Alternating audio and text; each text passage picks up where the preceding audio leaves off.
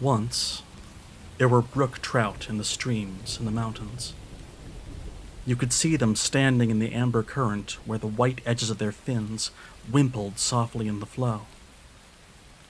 They smelled of moss in your hand, polished and muscular and torsional. On their backs were vermiculate patterns that were maps of the world in its becoming. Maps and mazes. The thing which could not be put back, not be made right again.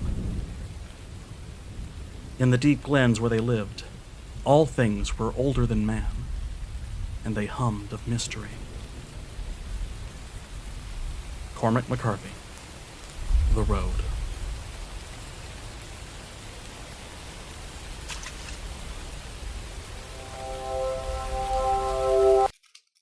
This might be a very cliche opening, but I have to. I just have to. Ooh. I mean, it's a post-electric play, so I have to do at least part of this lit by a fire, but I do want you to at least appreciate how much electricity goes into actually lighting me. Not just this thing behind me right here, but also that LED light and this whole studio light. This video is not brought to you by Blue Apron. It's not brought to you by anyone, actually. It's brought to you by the very, very kind and very, very, very patient people who subscribe to my Patreon. This video is about the apocalypse, which is also kind of about what people do with the detritus of capitalist systems, and so I want to reflect that in the set design. So I'm going for, like, you know, just moved chic. I think it's kind of giving more early period H bomber guy.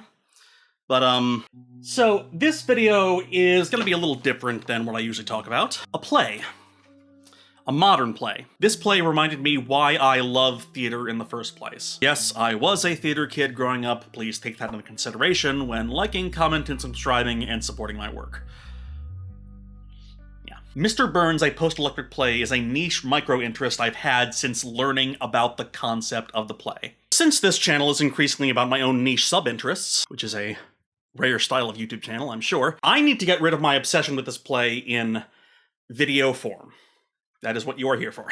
This, to me, is a work of theater that reminded me why theater exists. It reminded me why art exists. I'm hyping this play up so much. Taking place in 3 acts, the play is about The Simpsons, and everything that is not The Simpsons. Act 1. The first act starts with a bunch of people around a campfire, recounting, in great detail, the episode where Sideshow Bob steps on all the rakes.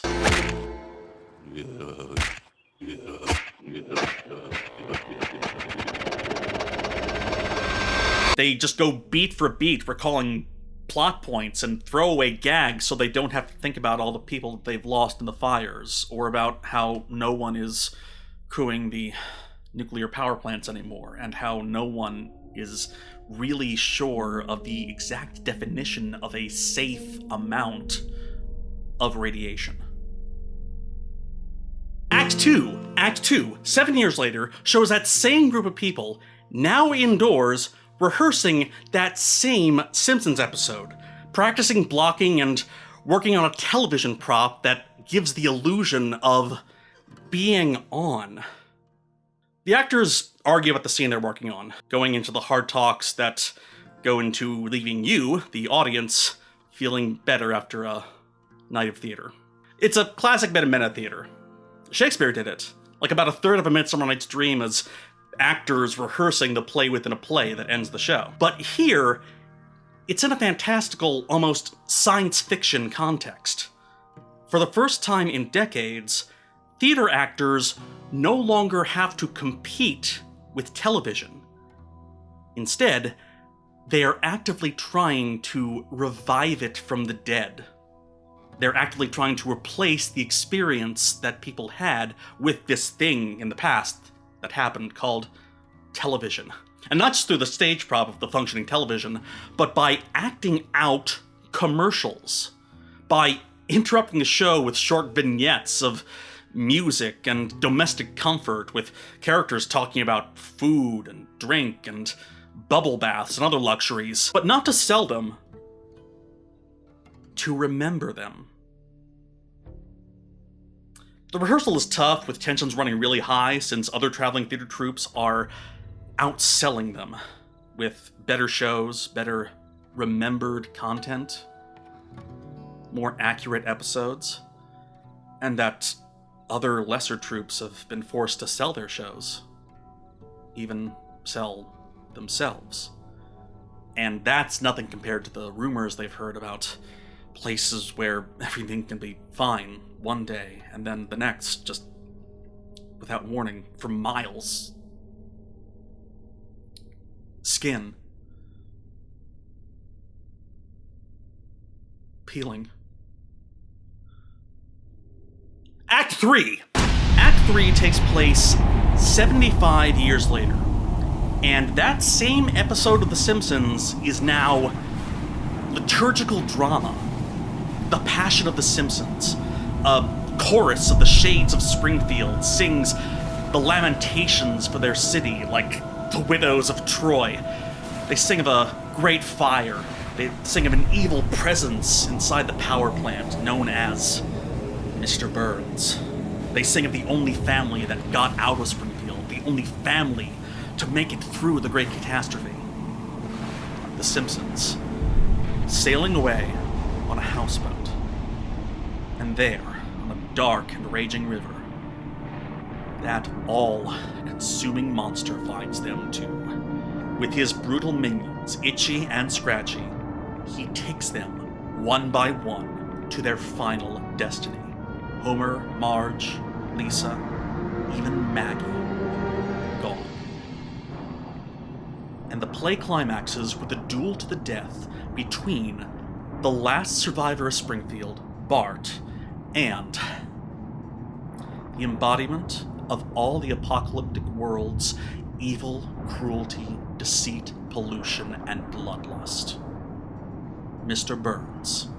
In a great battle, Bart, aided by the shades of his family, tosses Burns into the waves, showing the final triumph of humanity over evil.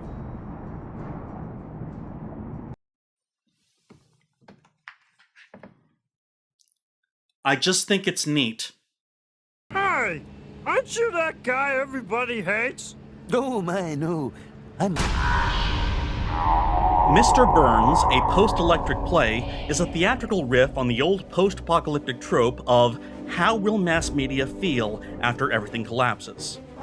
Classic end-of-the-world stuff. The Black Knight stares through the holes in his shiny mask, and he speaks words that burn into our hero's heart forever. I am your father. Mr. Burns was written by Anne Washburn with music by the late Michael Friedman. It premiered at Woolly Mammoth Theatre in Washington, D.C. in the once-considered final year of 2012. After 2012 failed to produce even one Doomsday, productions were then staged at Playwrights Horizons in New York the following year, and a Los Angeles production by Sacred Fools, directed by Jamie Robledo, who was gracious enough to sit down with me. Hi, I am Jamie Robledo, and I am, or I was, the director of the Los Angeles premiere of Mr. Burns' a Post-Electric play. I'll edit around that. And that production starred a fellow YouTuber. Hi, my name is Emily Clark, and I was in the original Los Angeles premiere of Mr. Burns, a Post-Electric play. You also have a YouTube channel, correct? Nah! Yeah, I have a YouTube channel. You also might know me from my YouTube channel, Stealing Focus, where I talk about musical theater history and reviews and all that jazz. Now, unlike The Simpsons, the play isn't a comedy. It's a future dystopian drama, which was certainly in vogue during the New Tens. In a dystopian future. Finally, a movie about a dystopian future. Unlike the Hunger Games, Edge of Tomorrow, Oblivion.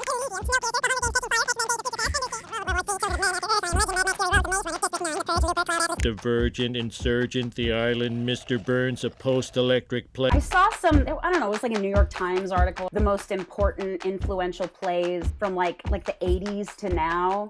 And like Mr. Burns was like near the top. I was in the LA premiere. It might have been the West Coast premiere. I don't know, but it was definitely the Los Angeles premiere of Mr. Burns. Sacred Fools got the rights with the idea that it would be produced in 3 separate spaces. We were doing something quite immersive with the show. So we had to move the audience for each act. So the first act was in the black box space, which they made look like a campfire site. It primed them to experience this story. They were there listening to this tale that becomes larger and larger and larger as time passes. The second act was natural light, like through the skylight. It really did feel like you were going on a journey with these players and with this story. And so then the third act, they were brought into our main stage space, which is our biggest space. And that was where we performed the opera. And the third was all gas lamp light. We went back to Victorian era theater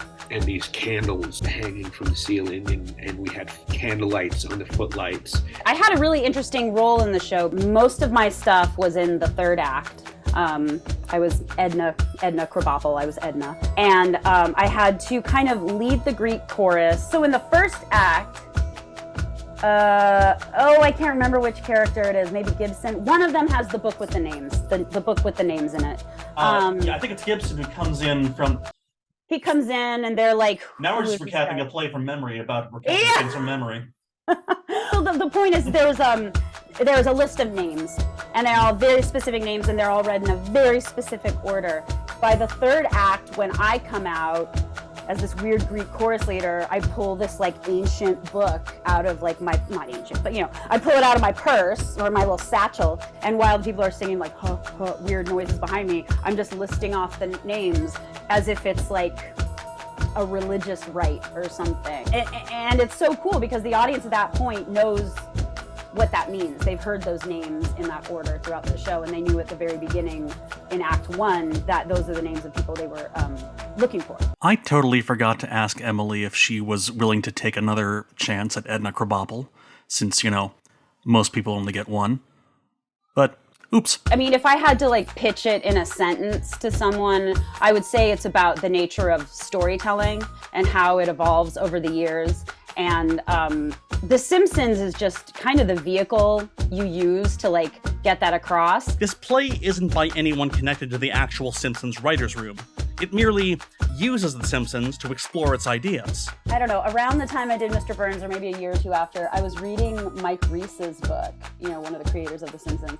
And he has a couple pages where he talks about seeing Mr. Burns in London, and he so doesn't get it. He was disappointed, calling the play grim, pretentious, and dull. I mean, I'm grim, pretentious, and dull. So he's like, I don't know, it was like really like depressing. Like, how could you do a show about The Simpsons and have it just be like so like bleak and sad? But I don't know, whatever. And I was like, that's not what it's about. Come on, Mike. Yeah, it's not the point. But art can have many points. And one of Washburn's points that I really like is how the oral tradition can change things over time through remedics and memory. Sideshow. Right, played by Kelsey Grammer. Then he's like, yeah, played by Kelsey Grammer. And Not then he's Mr. like, Burns. No, it's Sideshow. There isn't a fish with 3 eyeballs. Blinky. No, that's from the episode where Burns' nuclear power plant is polluting the Springfield River, and Bart tries to shut it down, but Burns actually doesn't try to kill him in that episode.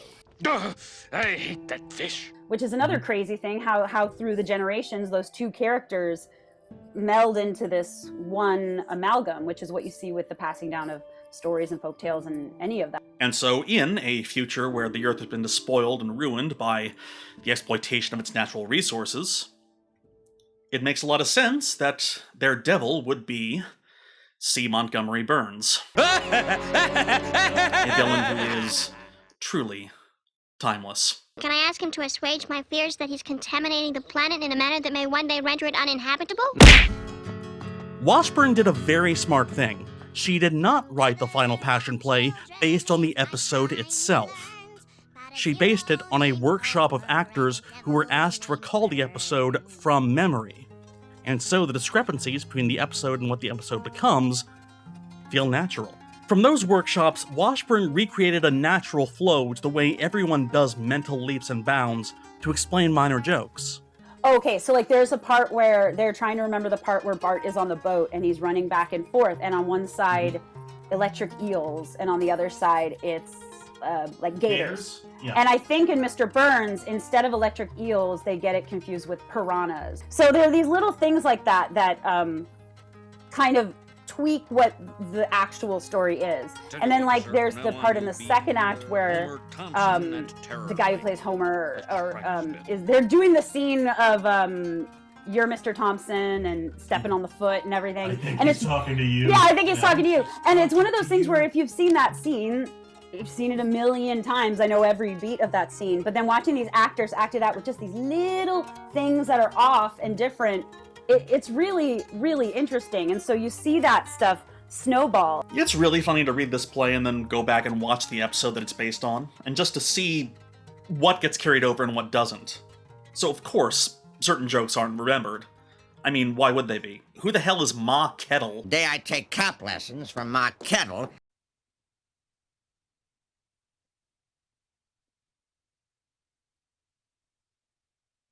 Okay. So, of course the reference to Ma Kettle doesn't survive the apocalypse. But neither does any reference to Abe Simpson. Meanwhile, in the actual episode... Relax, Marge. I tied up all the loose ends before we left. Hello! Hello! You have my pills! But that's how we retell stories, isn't it? That's how the oral tradition works. Stories change to fit the times as we remember the parts that we want to remember and forget the parts that we don't. Things can get fossilized, static even as they lose all meaning. Like the commercials they perform, roles are switched and characters merge. Syncreticism takes over. Just like how two gods of knowledge from two separate pantheons were syncretically merged to form Hermes Trismegistus. Or like Tuvix. I'm not sure which one of those references is nerdier. And it was either one of those two or Sonichu, and I didn't want to attract the kind of people who knew who Sonichu was. So, And so the tangents they go on to explain lost visual gags recreates the likely path that the Simpsons writers themselves took when writing their gags. And that's when we see the tattoos. Wait, what are the tattoos? There are some tattoos because you see shots of him in prison doing years because he has only 3 fingers. Because he has only 3 fingers, you see the tattoos and they say L-U-V. And that's from from Do the Right Thing. Let me tell you the story of right hand, left hand. It's a tale of good and evil. No. It's from Do the Right Thing. Is also stealing from Night of the Hunter. Night of the Hunter. H-A-T-E. It was with this left hand that old brother Cain struck the blow that laid his brother low. L-O-V-E. You see these fingers, dear hearts? These fingers has veins that run straight to the soul of man. The right hand, friends, the hand of love. Night of the Hunter, he has, the villain has love and hate tattooed on his hand. Who is also Robert Mitchum. I got something planned for your wife and kid that they ain't never gonna forget. Who plays Cape Fear, who plays De Niro's character in the original Cape Fear.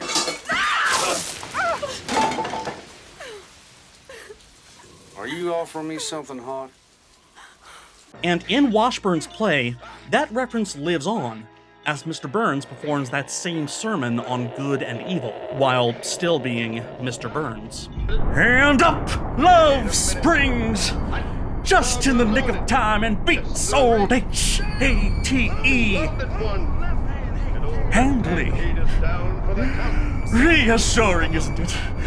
So you see, little Lisa Simpson, I bring you love. Love triumphant. Love, captivating love, intoxicating, delectable love, just so gosh darn yummy. Here, have a taste. And then by the third act, you've got a wildly different place from where you started. And the result, the final character, Mr. Burns, is still C. Montgomery Burns, but he's also Sideshow Bob, and Max Cady, and Harry Powell, and in some productions, there's even a little Joker thrown in there, as a century's worth of tropes about evil clowns conglomerate into a single being. God. I would love to be a dramaturg in this production. For the non-theater types, a dramaturg is a theater's in-house researcher. Basically, the standby nerd. Dramaturgy means going through not only the text of the play, but the history of its performance.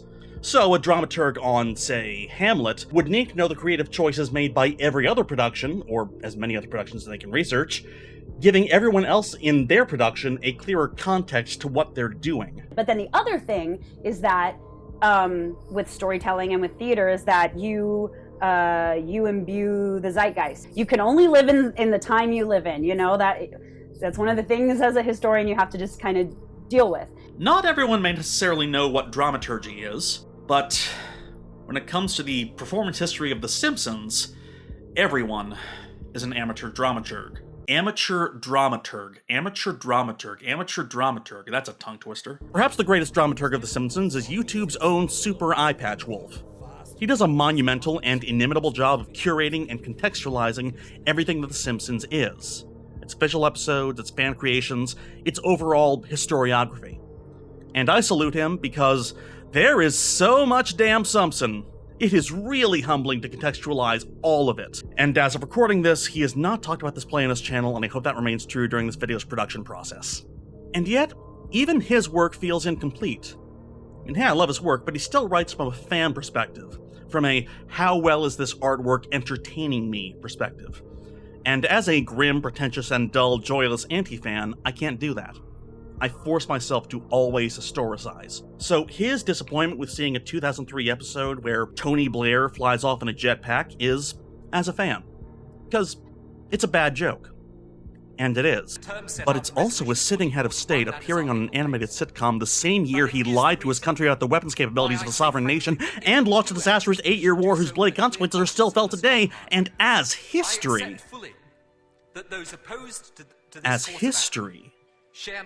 That is fascinating.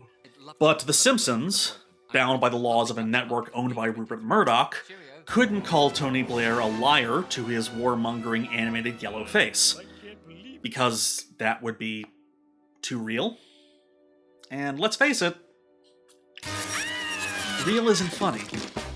And The Simpsons, above all else, must be funny. Bart, what's wrong with you? Another thing I love about this play is how it accurately shows the real arguments that go into creating theater. I guarantee you, every play put on every night in every theater in the world has arguments about how quote-unquote real to make a scene. Should it be funny or scary? If it is scary, does increasing the scariness emphasize the funny parts, or does it overwhelm them?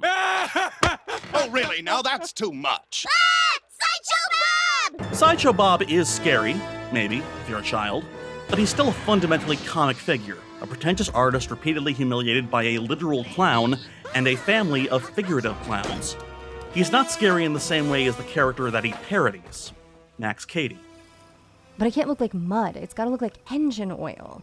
So it's not just that he's dirty, but it's that thing like all during the journey he's clinging to the underbelly of the car, hot engine oil in his face. But he holds on. He perseveres.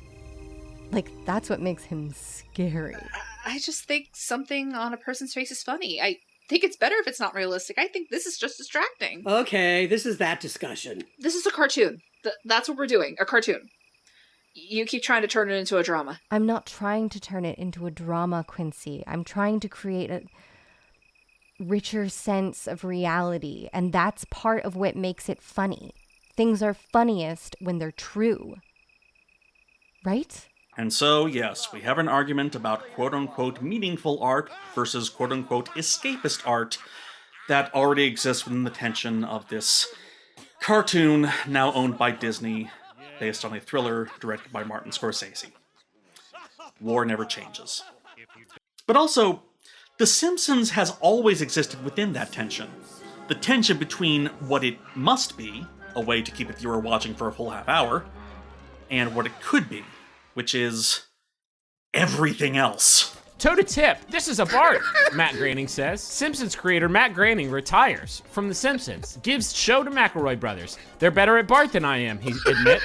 Truth is, It's all The Simpsons. Canon, fanon, box set, and bootleg, it's all The Simpsons. The only difference between Buds in the Woods retelling Simpsons jokes between merchants trying to generate a meager pirated profit and the current writer's room of The Simpsons season 30-something making new Simpsons jokes is that the writer's room is paid by Gracie Films. The Simpsons is a cultural hyper-object living in the minds of viewers around the world. But also, The Simpsons are IP. IP. They are intellectual property, maintained by their intellectual property landlords. And as we all know, all property, even intellectual property, is theft. But at the same time, The Simpsons isn't just The Simpsons, of course. It, like all artworks, is part of a tapestry of intertextual references, architectural tropes, and metatextual commentary. The Simpsons is in constant dialogue with the rest of culture, as all television shows are. If they weren't, they referenced nothing outside themselves and existed in an entirely closed semiotic system, they wouldn't have lasted for decades like they have. People would have gone, who the hell made this show? Aliens? Well, thank you very much, Mr. The French? And yes, I know the mimetic response is... But The Simpsons did it in response to everyone else doing it. I mean, steamed hams. Well, the central joke behind Steamed Hams is that the scenario being acted out is a hacky sitcom premise. Every other show has done the boss comes to dinner but dinner is ruined bit. The Fresh Prince did that plot the previous year. What is taking so long? I don't know. Lack of a kitchen? That's why there's a kitschy jingle setup to the bit. That's why the premise, usually the stuff of an entire episode, gets compacted into under 3 minutes. That's why it only got funnier when it became a meme, and everyone could riff on this tightly constructed, hilarious cliche. The Simpsons is both inspired by and inspiration for countless media. It has touched every other part of popular culture, like a middle-class Midas whose touch turns everything canary yellow. And that's reflected in the play. The first scene runs a whole gamut of Simpsons knowledge. There's one guy who's a huge Simpsons fan, there's one who's just a casual fan, there's one character who hasn't seen the episode but has seen the Martin Scorsese movie that it's based on. The only thing I can remember of that whole movie, Juliette Lewis sucks Robert De Niro's fingers in a gross way. And then he bit Ileana Douglas's face, right? Right. Bit Ileana Douglas's face off. That's all I remember. No. He kills the dog. Does he bite the lady's face? He bites her face hard. And there's one character who's never seen a single Simpsons episode, but is a huge Gilbert and Sullivan nut, making him ideal for reviving this episode. Does that mean you can do schoolgirls? I have played Pooba in The Mikado. Twice. Let's hear it. You certain? Because the terrible truth is, you only have to ask me once. Yes. Let's just pause to note parenthetically that these are none of them people who, in their previous life, would have enjoyed the idea of an impromptu Gilbert and Sullivan recital. And so in the play, as The Simpsons survives, the culture with which it engages also survives. Gilbert and Sullivan makes it through the apocalypse because of The Simpsons.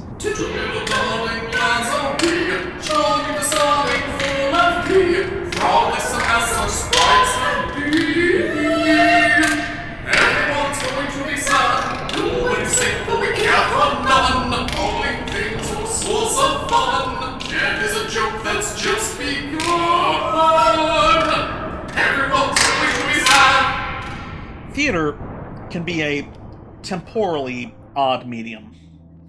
On the one hand, the text performers can work with can be brand new, or it can be something that's been performed for years, decades, centuries. In some cases, if you're doing the Greek playwrights, millennia. But the audience is always new. And so, when dramaturgically working with certain texts, that means it can be... problematic is an overused word, but it really is a problem.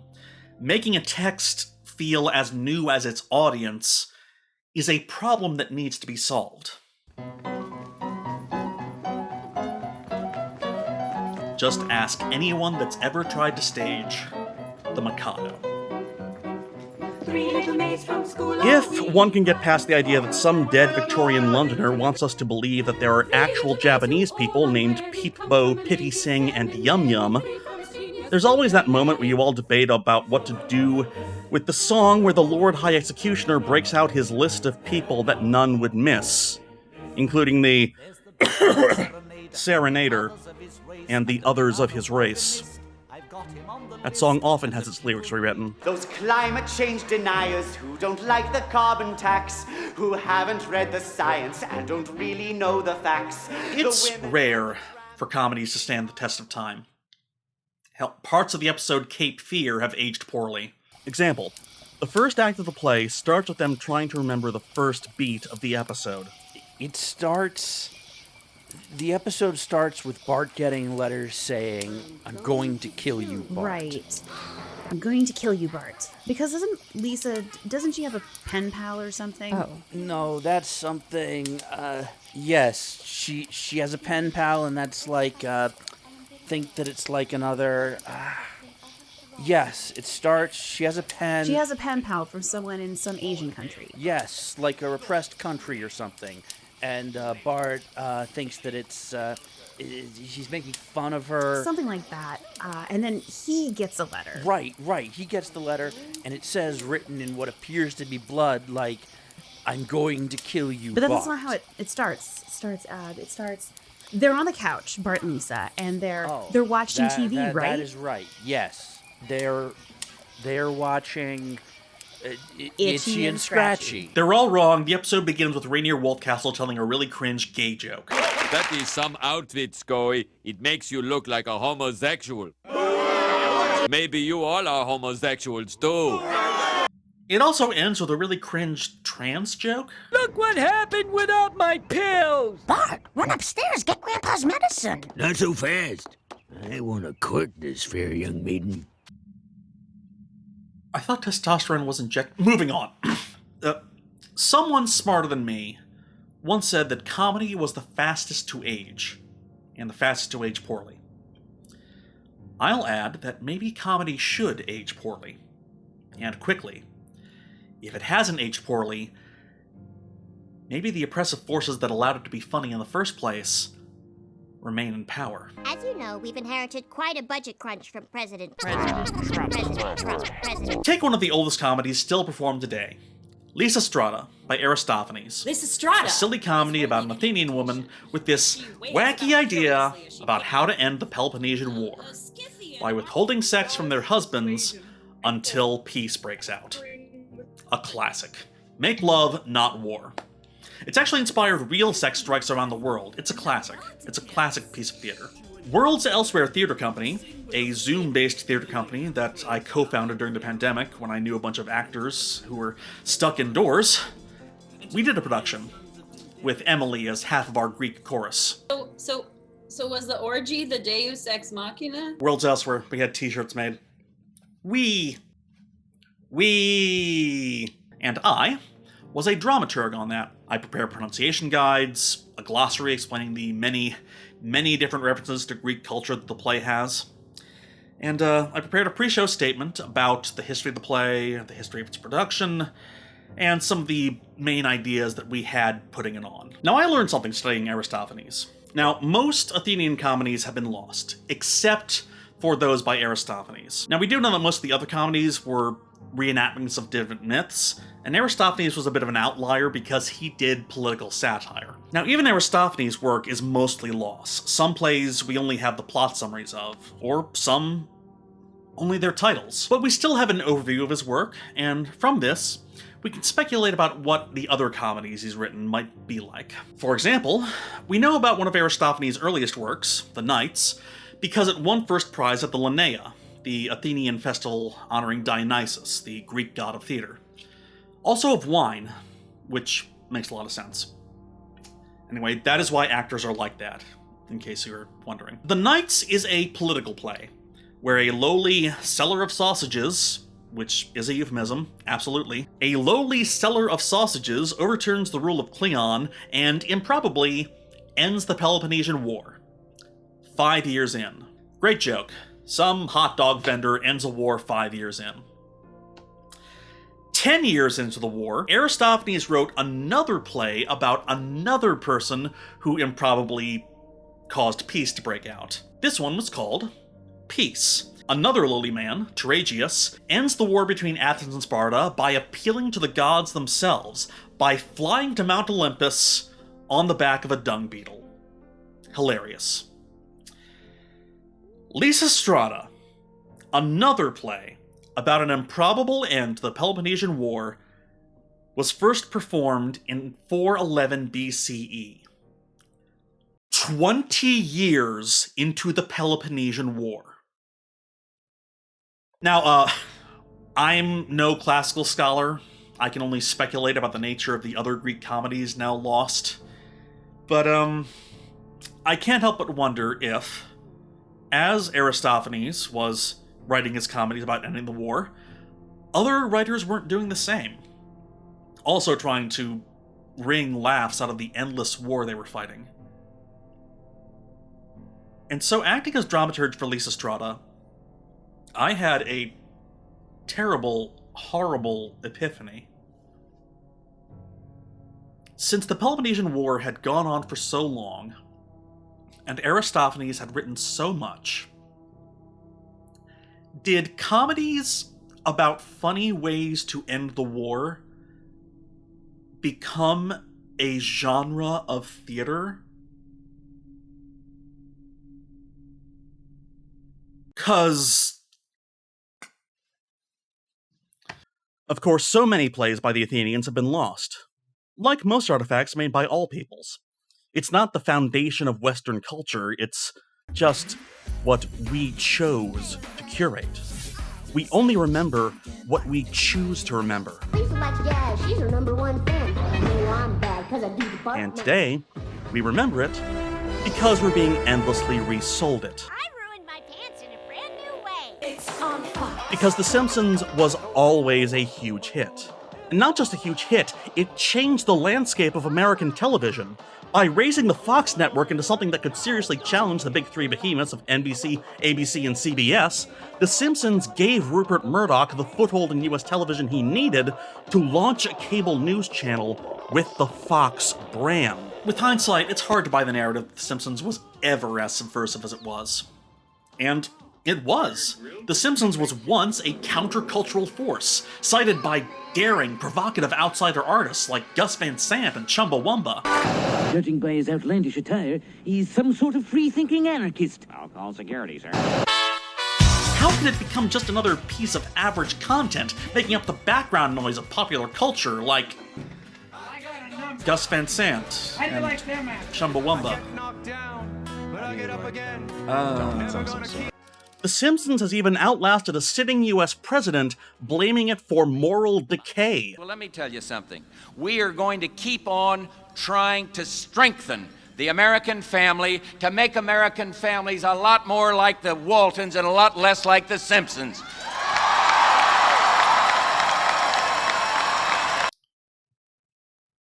The Waltons? The white family in rural Virginia that was once rocked to its core when they discovered that the family patriarch had, during the Civil War, given health care to Union soldiers? Yankee soldiers in this house. Oh, sister. I am wounded to the very core of my being. Of all the things that happened in Virginia in the 19th century that the Waltons could have been complicit in, and they can't forgive the idea that Grandpa might have been nice to the Yankees. Make American families a lot more like the Waltons and a lot less like the Simpsons. Huh? Hey, we're just like the Waltons. We're praying for an end to the Depression, too. Point is, The Simpsons is old. But do you know what's much older? Apocalypses.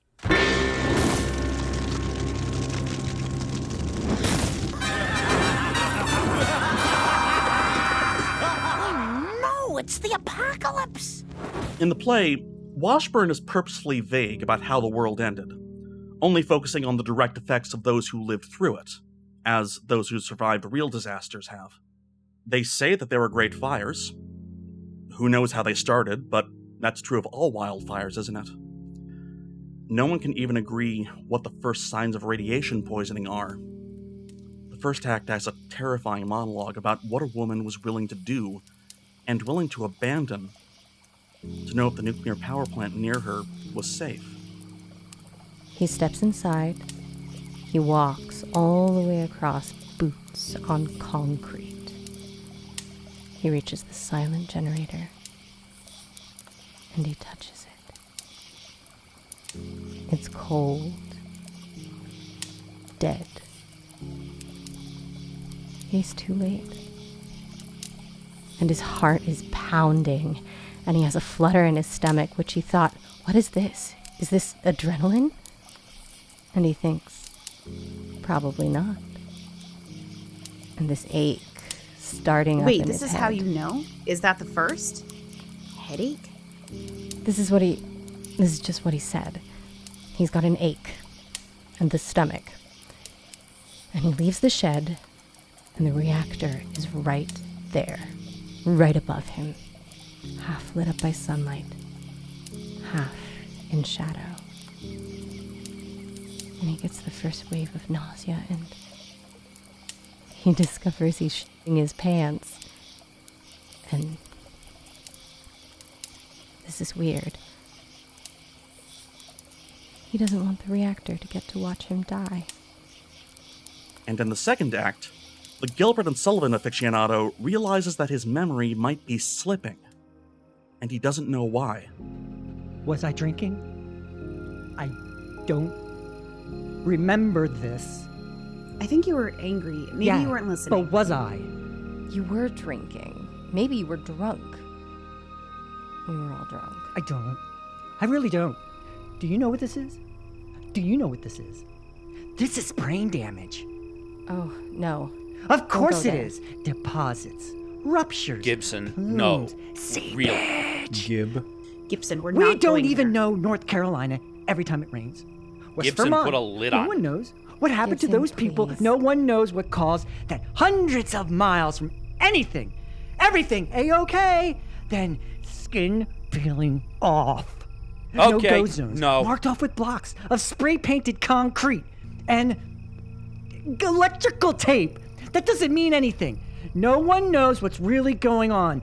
Tanks and underground. Everyone's guessing. No one knows the boundaries of what's creeping and what's in the water. And we don't even know what's been seeping all this time from whatever, through shale or Gibson. No. Gibson, We're breathing, we're drinking, we're eating. It's all broken open.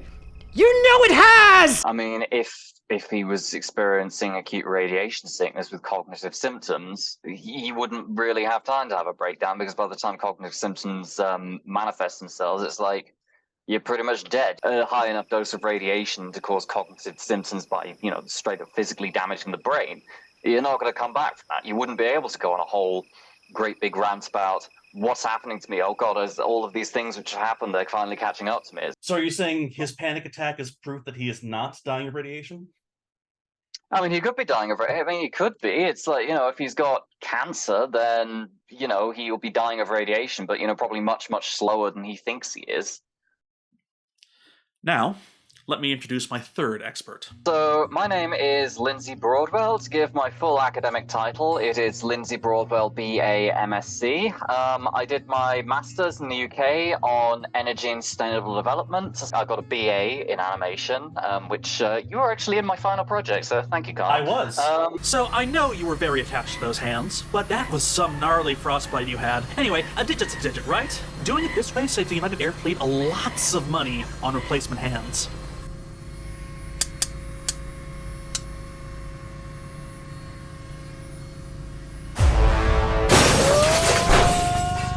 My particular niche in the nuclear engineering community is that I understand the engineering, not to the level of an actual engineer, but I understand it well enough to be like, this is how this works, this is how that works, this is, what a delayed neutron is, this is what decay products are, blah, blah, blah, blah. But I can also talk to people. Who'd have thought a nuclear reactor would be so complicated? I think, again, it goes back to the sort of like argument about nuclear weaponry. People only really think about this because of the big dramatic danger that nuclear weaponry posed to people for so long. That means it's been drilled in people's minds over and over and over again. Tell me right out loud, what are you supposed to do when you see the flash? As I hope I conveyed in my video on the Atomic Cafe, it's really funny how well the popular images of a nuke-fueled clean before and after lines up with that old-time religion. We must be ready every day, all the time, to do the right thing if the atomic bomb explodes. Watch, therefore, for ye know neither the day nor the hour wherein the Son of Man cometh, saith the Lord. Matthew 25:13. Fact. In the same book of Revelations, when the 7 seals are broken open on the day of judgment and the 7 angels blow the trumpets, when the 3rd angel blows her bugle, wormwood will fall from the sky. Wormwood will poison a 1/3 part of all the waters and a 1/3 part of all the land, and many, many, many people will die. Now, do you know what the Russian translation for wormwood is? No. Chernobyl. От Совета министров СССР. На Чернобыльской атомной электростанции произошла авария. Поврежден один из атомных реакторов.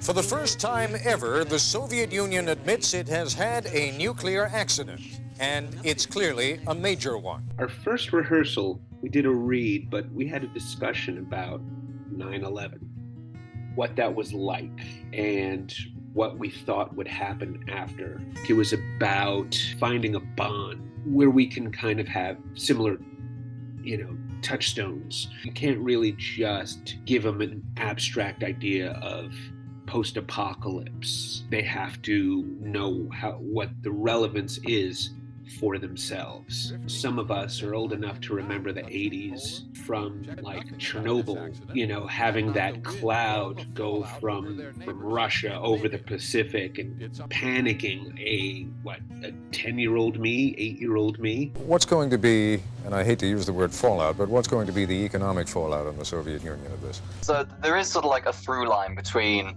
what happened at Chernobyl and, isn't this scarier? But to be honest, in the American context, I think what was more at the forefront of people's minds, perhaps, was 3 Mile Island, which is what actually the design of the plant in The Simpsons is very closely modeled after. Oh, really?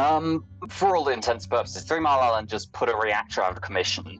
Nothing else happened. It was a very expensive mistake, knocking about 1 gigawatt of power generation offline. Very embarrassing for the people involved, but a danger to people around it? No. They bricked their reactor. That's bad enough, but nobody got sick and nobody got killed. It was sort of like very much a non-event. But the popular messaging around that, and particularly, with the immediate success of the film, the China Syndrome, which came straight after that, being like, this is what can happen with nuclear power. Quick correction here. It's actually the opposite. The movie came out first, and public opinion was more shaped by the events of the movie than the events of 3 Mile Island, in a classic case of fiction forcing fact. That sort of like bled into the popular consciousness, but they do sort of like mix their metaphors a little bit, because the reactor at Chernobyl was a very specific type that only the Soviet Union built. They built the RBMK, which in English stands for High Power Channel Type Reactor, if memory serves, and they built it with 2 things in mind: cheap and quick to build.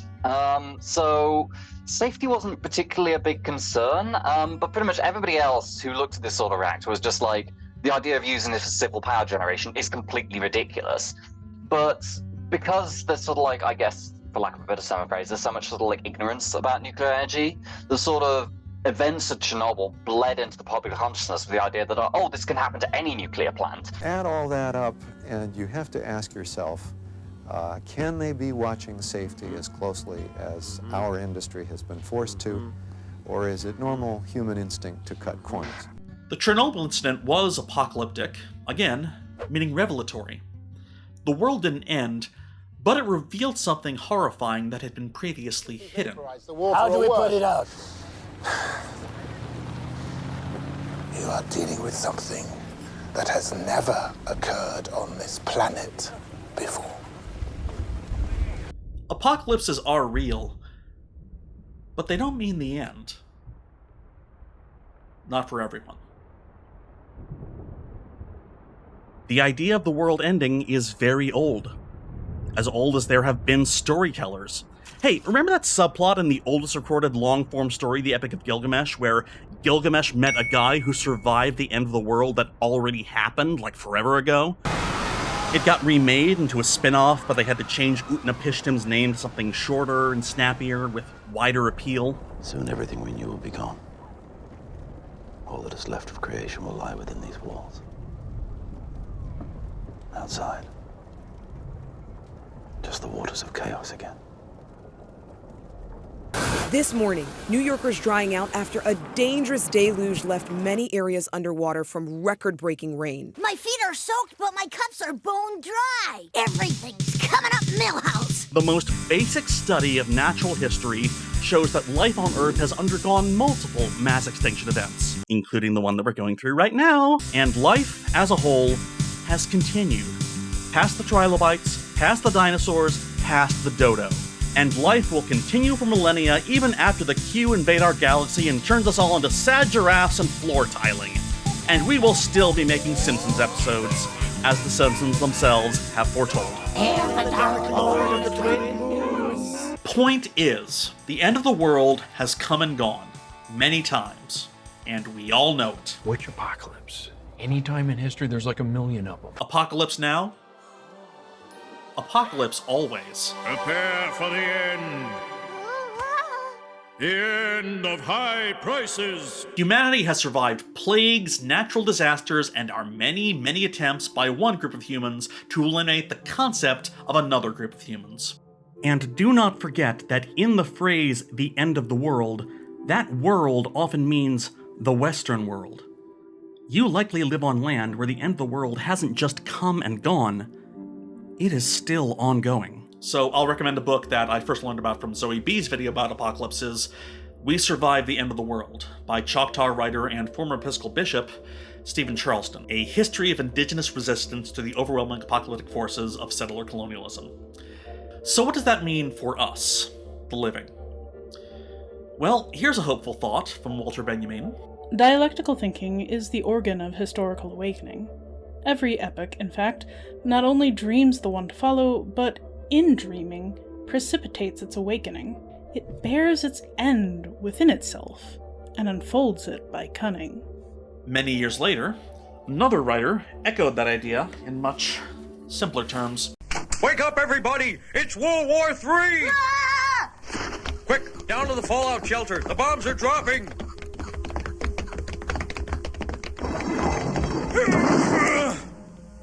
18 seconds. If this were really a nuclear war, we'd all be dead meat by now. Say, we're all shivering. Are you cold or what? That is the first line of a play called The Small, produced in 2010 and written by Anne Washburn. Her other works also play with the idea of the world's end, and with worlds that have already ended. I've Loved Strangers takes place in ancient New York, and its dialogue is built from things overheard on the streets of New York City by the actors during production. Woven into these sayings is a story about the radical Marxist group, the Weather Underground, and the prophecies of Jeremiah, taken directly from the King James Bible. Ancient prophecy, recent history, current society. Levels of time presented all at once. Washburn clearly loves to dramatize the strange temporality of theater. Always current, but always antique. Exploring current thoughts frozen in time and pondering them with the perspective of millennia. That's what theater is. And that's exactly what she does with The Simpsons. Washburn extrapolates from the current culture, but also from the themes of the show, and from one of the central jokes of the series. A joke that remains horrifyingly hilarious. The stupidest man on Earth is in charge of safety at the nuclear power plant. Okay, don't panic. Whatever problem this is, I'm sure they know how to handle it. Huh? Ah! It's my problem! We're doomed! We have been thinking about the world's end since it began. And dare I say, we have an outdated idea of what an apocalypse is. It's not a sudden event with a clear before and after. And it's not even a single event that affects everyone equally. And it won't necessarily come from a big red button, a bright flash, ducking, covering, and incinerating. Like most else in our culture, that started with the boomers. And by boomers, I mean Atomic Holocaust! Launch the missile now! Nuke 'em. Let's nuke the bastards.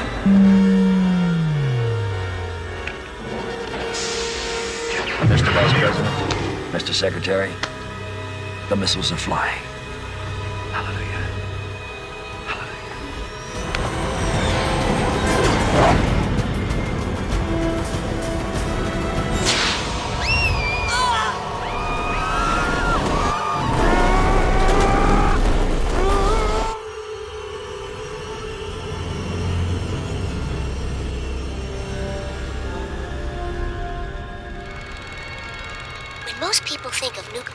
energy, they think of this. But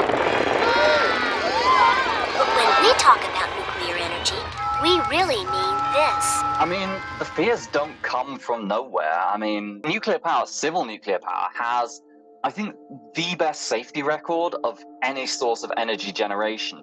But the precursors to that industry, the United States was the first country to make use of nuclear fission, and what it made use of nuclear fission for was the atomic bomb. So you can't get past the fact that that's part of the history of nuclear energy in the United States. And, you know, the manufacturing material for atomic bombs was under the aegis of the Atomic Energy Commission, the US Department of Energy. The Hanford site has Department of Energy all over it. In the early days, it was in the hands of the military-industrial complex, the very thing, you know, President Eisenhower warned about. The sense of palpable dread has a basis in reality, but that basis comes from sort of like conflation of the military applications of nuclear technology with the civilian applications of nuclear technology. And you see that as well in The Simpsons, where they frame it as like, oh, this nuclear power plant could literally blow up like an atomic bomb. You know, I'm sure you probably remember the episode. I forget the title. Where Homer averts a meltdown with blind light stabbing at his control panel.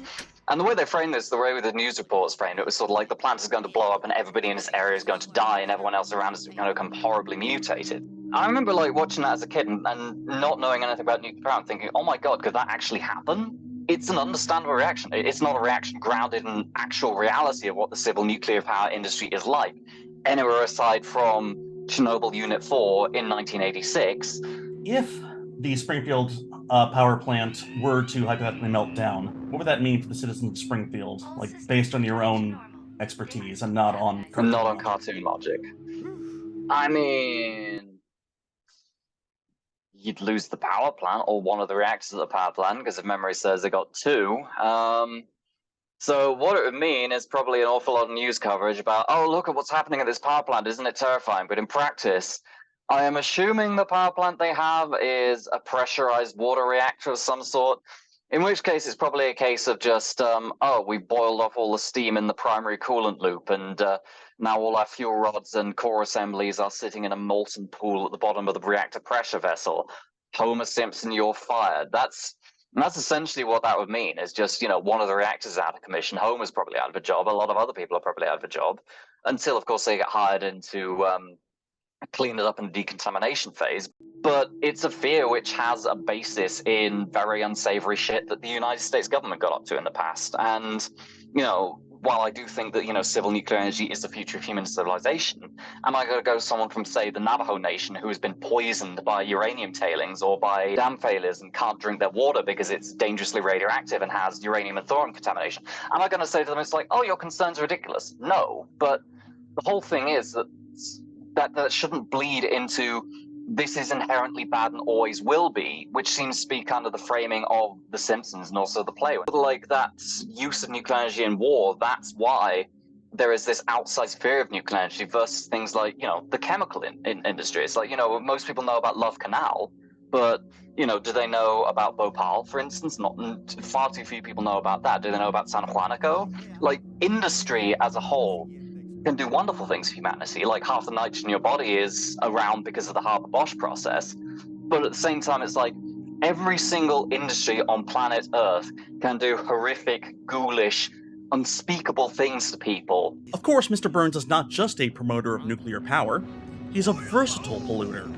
He's gotten into oil drilling, and more recently, fracking. One of the side effects of fracking, earthquakes. And in a world marked by climate change, Mr. Burns, exploiter, polluter, greed incarnate, all-powerful yet beaten by an infant, twice, that I know of, should remain a villain. A fixture of humanity after everything else collapses. Again, as The Simpsons have foretold. To you, what does Mr. Burns' final form symbolize? Mr. Burns is kind of like the representation, I would say, of all those really cruel forces that came down on humanity at that time after the grid went down. You know, he is kind of the center of the world in the third act, and everyone tries to everyone is revolving around his density. The scary apparition where he is the failed promise of modernity and nuclear destruction, the absolute worst of human nature. He's the world they live in, maybe? What do you think? So I always interpreted the final version of Mr. Burns, in the play, Mr. Burns, as being kind of symbolic of radioactivity. Like, it's this thing that will be there forever, so we'll stay away forever. Stay away from my son! Oh, I'll stay away from your son, all right. Stay away forever. No! Wait a minute. That's no good. Or be there forever to stay away from it. The idea is sort of like an ageless old god, I guess, is sort of like what I take from it. So I think the sort of like eldritch nature of radioactive dangers and sort of like eldritch nature of Mr. Burns' figure of dread so like arises out of this cultural narrative which focuses more on nuclear energy than on anything else. People have warned about, contamination. People have warned about chemical hazards like the lead in the water pipes in Flint, for instance. Well, people warned about that, and then the powers that be go, we're not going to pay attention to that. We're just going to sweep it under the rug, pretend it's not happening. Seems like you're arguing that the greater problem is pollutants and pollution and the infrastructure with which we dispose of waste and dangerous chemicals in general? Yeah, that's exactly it. Burns is a polluter with no regard for human life, and he is inextricably tied to the nuclear power plant. Every episode begins with a heavenly choir cutting to a shot of the plant's cooling towers, a custom gag with a chalkboard, and then Homer mishandling radioactive material. A joke told 758 times over 34 years. You know what isn't in the intro? Fossil fuels. In fact, fossil fuels are kind of liked by the show. Hey, remember who shot Mr. Burns? Do you remember that everyone hated Mr. Burns because he drilled all of the oil discovered under Springfield Elementary? And everyone was mad at him for taking the oil for himself. The rich, yummy, valuable oil. Yeah. With that thought, when The Simpsons was created, it's very popular to dunk on nuclear power as like, it's this ridiculous, dangerous artifact of the Cold War. And I don't think anyone's actually quantified this, but I'd be surprised if The Simpsons hadn't contributed at least a little bit to sort of the climate of fear and paranoia around nuclear energy. And the irony of that is, people were terrified of nuclear energy because this is going to end the world. But ironically, being terrified of nuclear energy, opposing nuclear energy, is actually doing a lot to potentially end the world in the future, because the lack of investment in nuclear energy, the lack of sustaining the rates of building new plants we were seeing in the 1970s, that's meant billions upon billions upon billions of tons of additional carbon dioxide emissions. That has meant a tangible negative impact on the stability of the climate system. Because again, it's like the sort of like laser focus that a lot of people have on nuclear energy is something dangerous. It has positive and negative effects. Negative effects, people are terrified of it, even when perhaps they shouldn't be. Positive effects, it means it's so much better regulated than almost any other industry out there. It's like, is nuclear waste dangerous? Yes. Would I want to be around it? No. But it's almost universally properly managed. And chemical wastes? You don't know. So, yes, there's a very real danger in nuclear power. But it won't end the world. At least not the whole world. And at least it'll end the world slower than the fossil fuels which we are currently using, which are actively destroying the world, with tangible, visible consequences.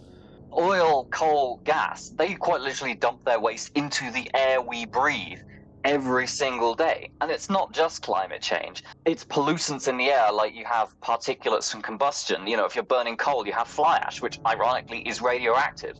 Oil, there's, depending on where you get the oil from, there's all sorts of contaminants in it that can do horrific things to you. And of course, if you're talking oil and gas particularly, they can explode and kill you in a lot of very exciting ways. Tank farms explosions, gas explosions, all sorts of things. It's like the reason that the gas supply in your house, if you have one, has such a foul odor to it was because before they did that, you wouldn't be able to detect a gas leak until your house blew up, or your hospital blew up, or your orphanage blew up and killed hundreds of people. There's no comparison. It's like nuclear energy, does it have a dark side to it? Yes, but with fossil fuel energy, that is the dark side. Now, I'm not trying to suggest that The Simpsons and The Simpsons alone directly shaped energy policy, but the relationship between art and reality is always subtler than we describe. The ideas in The Simpsons, as in all artworks, shape the world in a way that is, indirect? Chaotic is also wrong. Sorry, I'm trying to think of the right word. The word stochastic. Pertaining to a process involving a randomly determined sequence of observations. Thank you. In your opinion, are we living in a post-apocalyptic hellscape? or hexscape? Are we living in a post-apocalyptic world? We're not at Mr. Burns yet. We're not, living off the grid in the woods. But there's that flooding in Brooklyn. Their weather's weird everywhere. Everything's burning, and things ain't great. If the grid went down tomorrow, I wouldn't be like shocked. Well, at least we all prepared. I wouldn't know what that starting point would be. Well, I think we do, just because we all lived through a pandemic. But we've lived through many a pandemic worse than the ones we lived through. Human beings are industrious and very stupid. Not yet. Hopefully we never will be, but it's something I just sort of cope with by trying not to think about it too much. As ironic as that might sound, considering my qualifications. By the way, I'm reading this. Great read. Oh, good. Very theory-based, and all talking about, what it means to feel post-apocalyptic in a pre-apocalyptic world. That's what it feels like, pre-apocalyptic. Like we're nearly there. We're getting to it. So something's gonna fall, and then we're all gonna be wearing papier-mâché masks. Papier-mâché masks. Yeah. I mean, we could do that right now. Yeah. Let's do it. There's very little stopping us. It would just be like, it's another trend. I don't know. During the time between when the Civilians held its first workshop, where actors were called from memory, Cape Fear, and its premiere at Woolly Mammoth Theatre in 2012, Zero Books published Combined and Uneven Apocalypse by Evan Calder Williams, interconnected essays on the implications of apocalyptic fiction. The title is derived from Leon Trotsky's idea of a combined and uneven development, that every nation's so-called progression varies from nation to nation, since they all interact with each other, borrow, and play catch-up. Trotsky built this idea from seeing his native Russia rapidly industrialize, playing catch-up to the rest of the industrialized world. Williams took that notion and basically argued that what goes up, combined and unevenly, must go down, combined and unevenly. So instead of viewing an apocalypse as normal, kaboom, witness me, maybe instead we should see apocalypses as an ongoing process. An already ongoing apocalypse. Now, take the popular images of the post-apocalyptic, the Fallouts, the Mad Maxes, even zombie apocalypses. Williams argues that it should be considered just as much a fictional aesthetic as other sci fantasies like steampunk and cyberpunk. These should all be viewed not as guaranteed futures, but as present aesthetics. Taking the idea that writing about the future is always writing about the present, Williams calls steampunk an aesthetic that rewrites the outcome of late capitalism according to a different, kinder industrial trajectory. A false dream image. And he calls cyberpunk both creation and consequence of a gap between the paranoia of the technological sublime and a creeping realization that perhaps this is no brave new world, just a nanotechnology dressing up of the way things already were going. But like both, the generic post-apocalypse aesthetic should be understood as a fantastical model of the present. Williams' proposed name? Salvagepunk, an aesthetic that views the world as something to break apart and reassemble. The aesthetic that makes desk fans one of the most valuable things in the world. Now, salvage as an idea has always been tied to old notions of use value. It first referred to a payment for a ship lost at sea. Then 19th century Salvage Corps expanded the term to mean saving property from damage. Basically, precursors to modern firefighters. The use of salvage to mean recycling discarded material for further use started during the First World War, when salvage corps were assigned to recover spent shells and other materials from the battlefield. So even in a real historical wasteland, the idea of salvage is tied to a use value, and used to perpetuate the violence that it itself caused.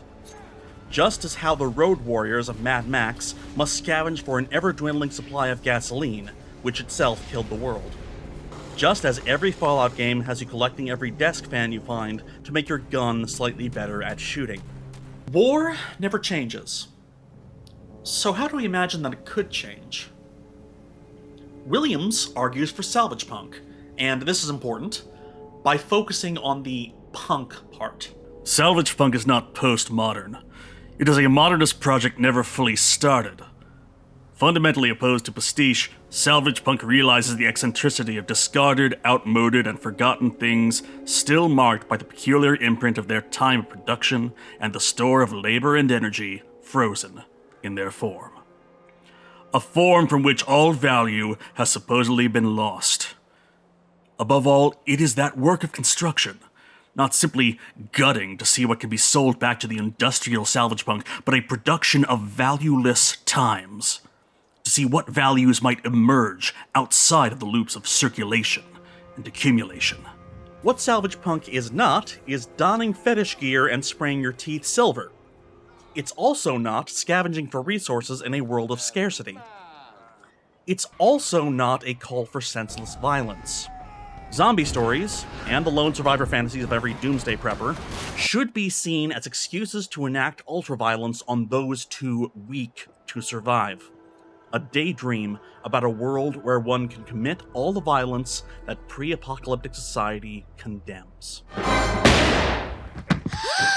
Dad, you killed the zombie Flanders. You was a zombie? What is it? And what Salvagepunk is not is commodity fetishism. It's not treating the detritus of capitalist systems nostalgically, It's really good. which Washburn also does.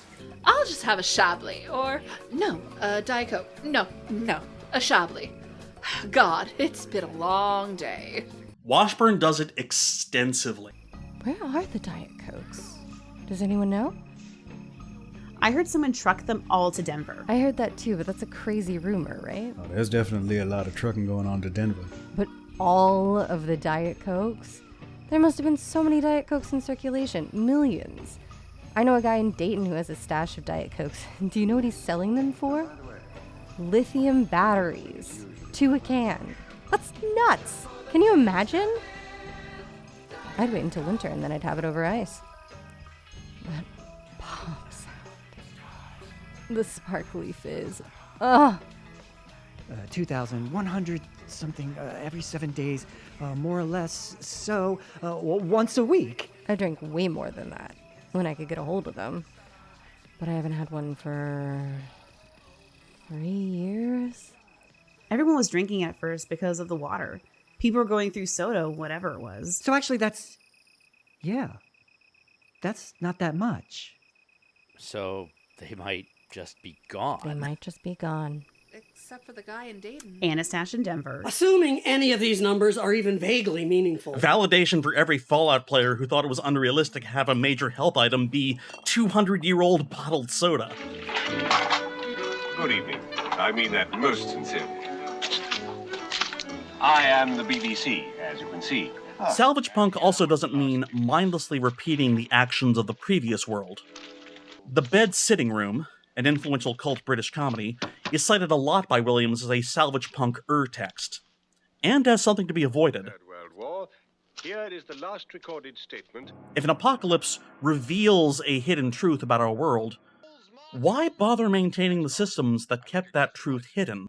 I've just come from an audience with Her Majesty Mrs. Ethel Schroep, and I'm empowered by her to tell you that in the future, clouds of poisonous nuclear fog will no longer be necessary. Salvagepunk post-apocalypticism is concerned with being more apocalyptic than the apocalypse, clearing away the clutter to reveal the true hidden in plain view, namely, the deep, permanent antagonisms on which capitalism runs, and the untenability of that system's capacity to still run. At times of great national emergency, you'll often find that a new leader tends to emerge. Here I am, so watch it. War. Keep moving, everybody. War never changes. Salvagepunk is a neologism, but the idea is old.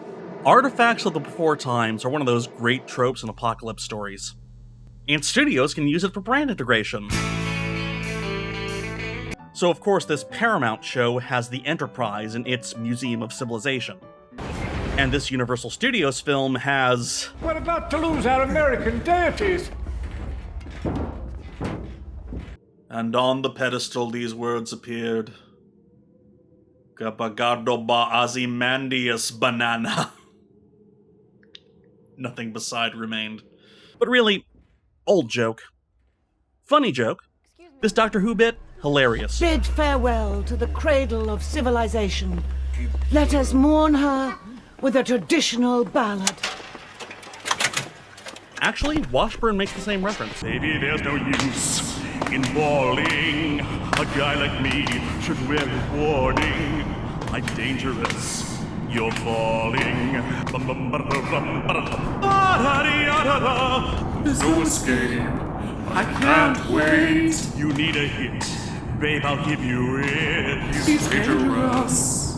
I'm loving it. Do you feel me now? He's toxic. You're slipping on Just a taste of my poison paradise. You love what he does. It's so very toxic.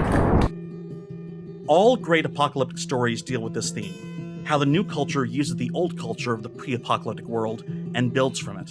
Like in Walter M. Miller's classic novel, A Canticle for Leibowitz, where over the course of 1,000 years, a Catholic order in the American Southwest preserves technical documents and circuit board diagrams after a disaster they call the Flame Deluge, all for Earth to be destroyed again, a millennia later, with the reinvention of the atom bomb.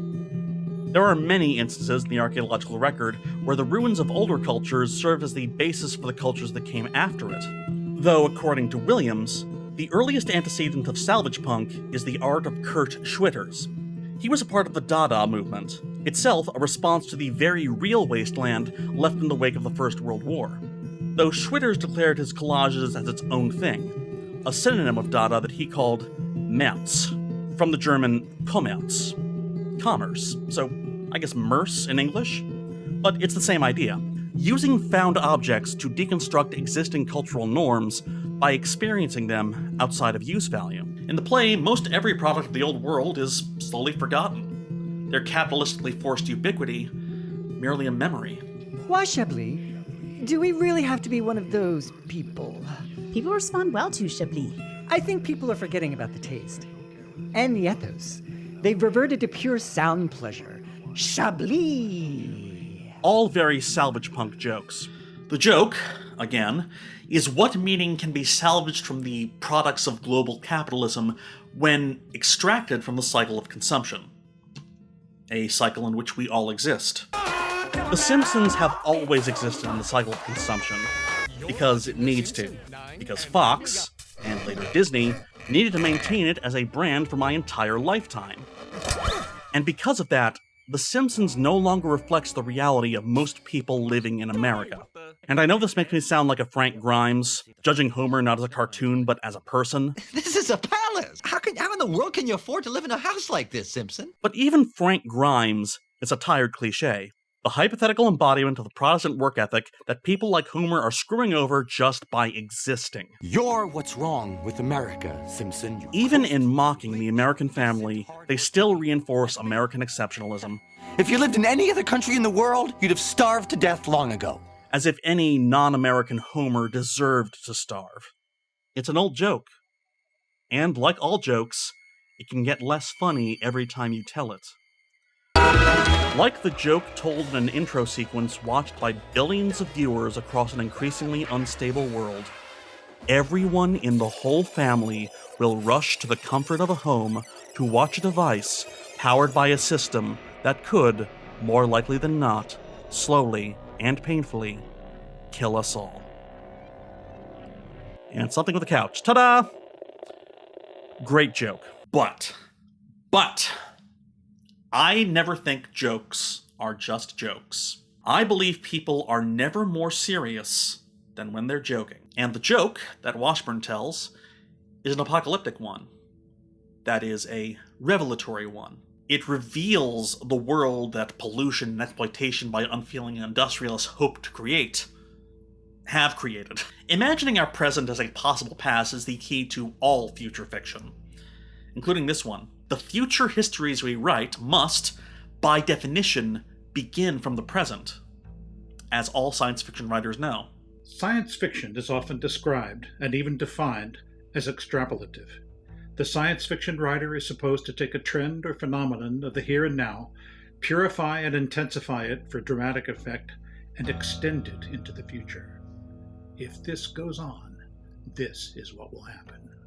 When he wrote about a man who saw a future where class divisions were so great that two human species evolved, one that exploits and the other that is exploited, and because of these visions, he thought but cheerlessly of the advancement of mankind, and saw in the growing pile of civilization only a foolish heaping that must inevitably fall back upon and destroy its makers in the end.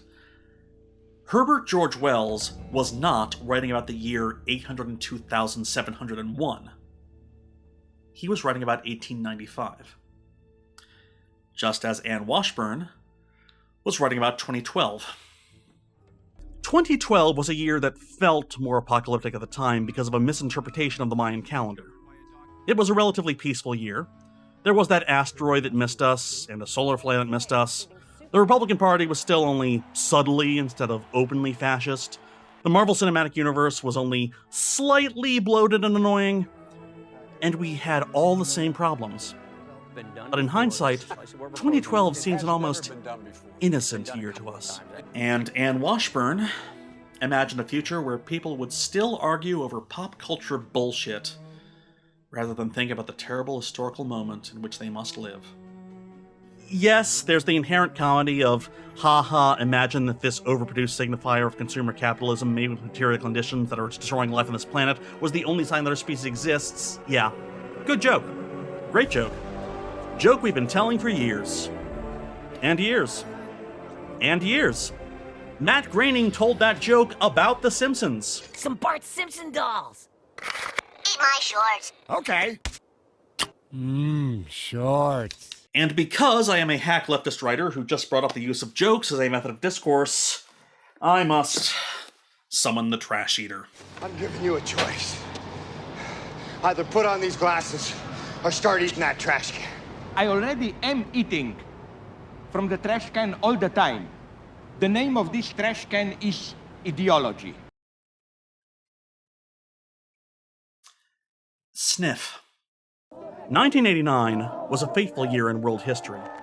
The Berlin Wall fell, protests at Tiananmen Square were suppressed, The Simpsons began its broadcast, and Slavoj Žižek published The Sublime Object of Ideology. Now, Žižek is a deeply problematic writer, and I can't endorse everything he says, which is also true of everyone I cite ever, so commenters chill, but there are ideas of his which remain usable. As the West celebrated the supposed end of Marxism, Žižek was writing about how dominant ideologies are supported not through dogmatic reinforcement, but through ironic detachment. Žižek, like most modern writers and video essayists, loves using the popular culture to illustrate his points. So, of course, Žižek made an entire career in academia by breaking apart the power structures inherent in jokes. If the classical ideology functioned in the way designated by Marx in his nice formula from Capital Volume 1, they don't know what they are doing, but they are nonetheless doing it. Cynical ideology functions in the mode of, I know very well what I'm doing, but I'm still nonetheless doing it. And early in his book, he makes a statement by going against friend of the show and subject of an OK video essay, Umberto Eco, and his novel The Name of the Rose. The man who reduced fascism to 14 loci of thought made his name with a whodunit where the culprit is a fanatic who poisoned the pages of a philosophical treatise on comedy. Laughter will remain the common man's recreation. But what will happen if, because of this book, learned men were to pronounce it permissible to laugh at everything? Can we laugh at God? What is really disturbing about The Name of the Rose, however, is the underlying belief in the liberating anti-totalitarian force of laughter, of ironic distance. Our thesis here is almost the exact opposite of this underlying premise of Echo's novel. In contemporary societies, democratic or totalitarian, that cynical distance, laughter, irony are, so to speak, part of the game. And indeed, even in the novel, Echo writes a passage where an irreverent, sacrilegious mockery of biblical imagery, the real text, the Quain Cipriani, takes over the imagination of the protagonist, remembering it, vividly, precisely because it was obscene, and, in a satirical way, helped many a young monk remember parts of scripture. The ruling ideology is not meant to be taken seriously or literally. Perhaps the greatest danger for totalitarianism is people who take ideology literally. Even in Echo's novel, poor old Jorge, the incarnation of dogmatic belief who does not laugh, is rather a tragic figure, outdated, a kind of living dead, a remnant of the past, certainly not a person representing the existing social and political powers. So yes, we can laugh at God, we have been laughing at God, and it is because we laugh at God that God remains in our heads. Even if Homer is a heretic, God will still appear to him. So I figure I should just try to live right and worship you in my own way. And the episode still ends with the affirmation that God works through all of us. Even those wacky, funny-talking, non-biblical heathens. Hindu, there are 700 million of us. It's a joke. It's a funny joke. It's a joke.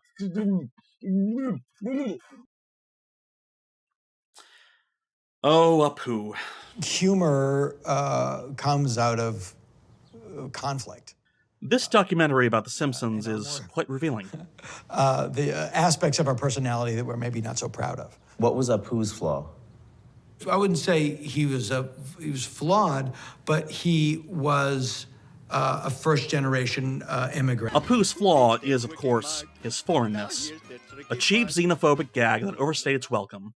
Apu has been quietly relegated to the background over time because the relationship between art and audience changed.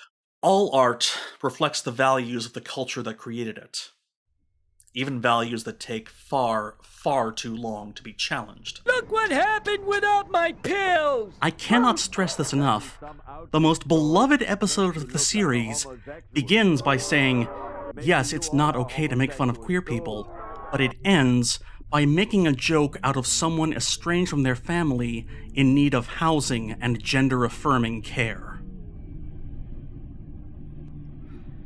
Jokes get less funny over time. And for that matter, ask yourself why a clown like Sideshow Bob would have red hair. And ask yourself why an evil rich man, like Mr. Burns, would be caricatured with a long nose. I mean, if you want to really make yourself sad, look up the origin of Why Did a Chicken Cross the Road? But I remember seeing the Sideshow Bob rake moment as a kid, and it kind of blowing my mind how long they kept it going. I was like, this can't possibly still be going. And now that's like something, Family Guy, really took and ran. And the thing is, that episode, they threw together. It wasn't like one of the ones they really thought about, the Cape Fear episode. They kind of, it was like early in the season, and they were like, we just need another episode. I don't know. And they kind of just threw it together without much thought. And it ended up, Mr. Burns, the play aside, it ended up being so iconic. The rake joke alone, like, it's like, yeah. It's a very distinctive, like, gargling almost. Yeah, like you could hear his mouth going like in the sound booth. The past always haunts us. Derrida famously called it hauntology, the tradition of all the dead generations weighed like a nightmare upon the living. According to the one guy, you know the one. All stories change over time because the tellers of stories change. And that's what Mr. Burns shows. The change.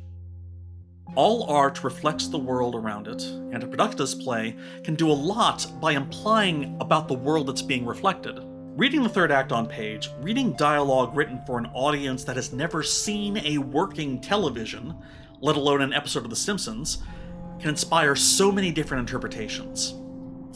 Does Mr. Burns still look like Mr. Burns? Or does he look more like Sideshow Bob?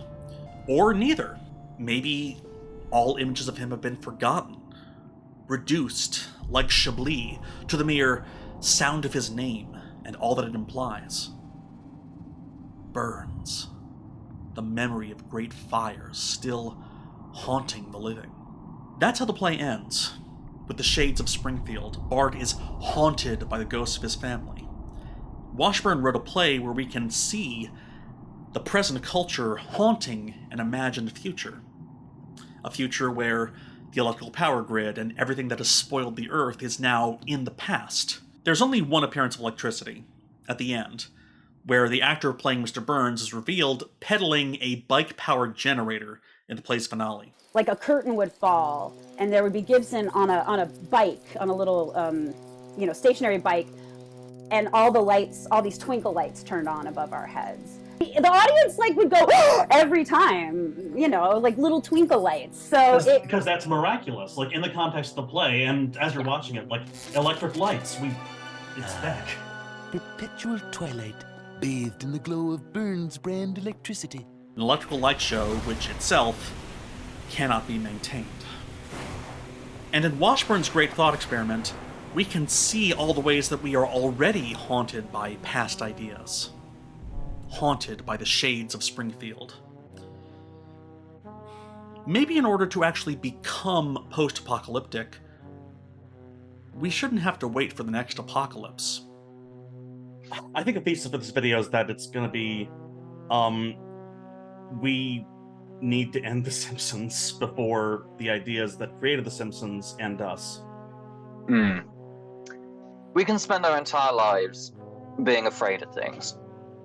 We can spend our entire lives, saying, what if the bad thing happens? What if this thing I dread, this figure of dread, comes out of the shadows and destroys us? But if you live your entire life in fear, you never do anything. You never grow, you never change. Inaction can be just as deadly as action. With that way you're framing it, we need to end The Simpsons before the ideas of The Simpsons end us. Yeah, if we keep being terrified, we do energy. Yeah. No, it's a good thesis. It's one I agree with, actually. If The Simpsons ended after the Golden Age, people go, wow, wasn't that good? But now it's like, oh my god, it's still going. Season 35. Season 35. Oh god. How?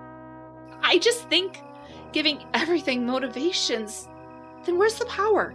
Where's the joy? No motivation, no consequence? That's the point of a cartoon. Where else do we get to experience that? Nowhere. I'm just saying, I think we have a chance to engage at the same time with larger... Are we just entertaining them? We have an opportunity here to provide meaning. This is a very meaningful play. Its characters all struggling to forget an awful present mean so much more now than when it was first written. And I don't need to tell you what that means. We all know what it means. Because, as one of Washburn's characters says, things aren't funny when they're true. They're awful.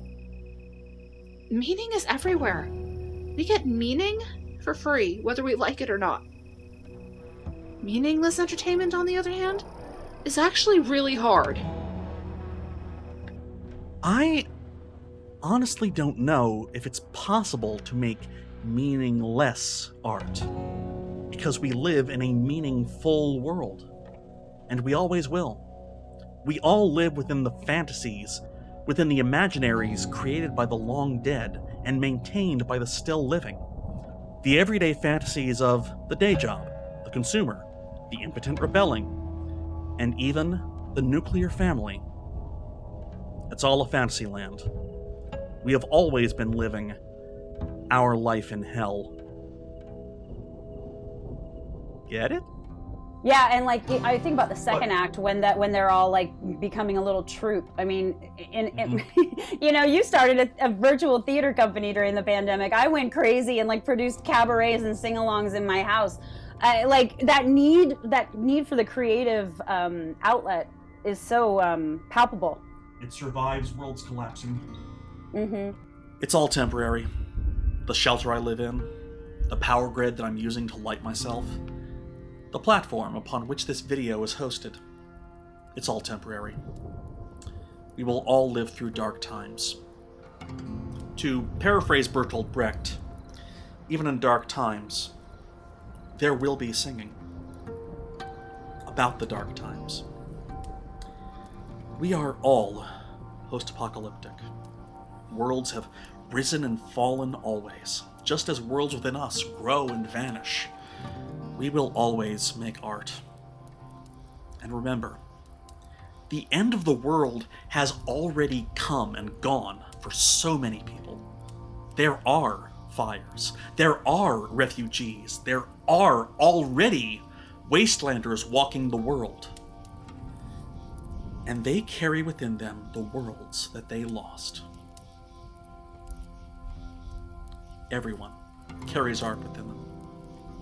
We, all of us, have universes in our heads.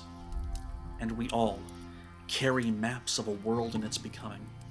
Maps and mazes. We are an art-making species.